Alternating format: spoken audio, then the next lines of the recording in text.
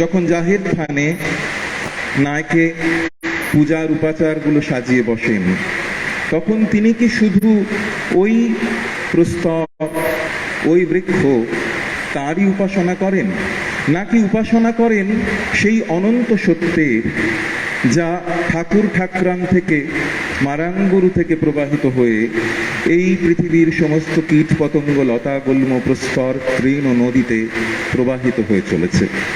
যে সত্য প্রবাহিত হয়ে চলেছে আমাদের ভেতরে, এবং সেই সত্য সারি ধর্মে যেমন সত্য, অন্যান্য ধর্মেও তেমনই সত্য।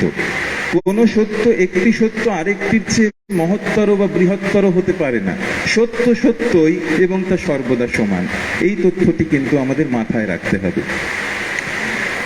সারি ধর্ম, আমি বলছি বারবার, আমি ধর্ম বা ধর্ম প্রসঙ্গে আলোচনা করছি, সেই জন্য অনেকের মনে হতে পারে যে হয়তো ঈশ্বর, ঠাকুর, তৎসংক্রান্ত বিশ্বাসের কথাই শুধু আমি বলছি। কিন্তু ভারতের ক্ষেত্রে না, এই প্রসঙ্গটি একটু সতর্কতার সঙ্গে অনুধাবন করতে হয়। কেন?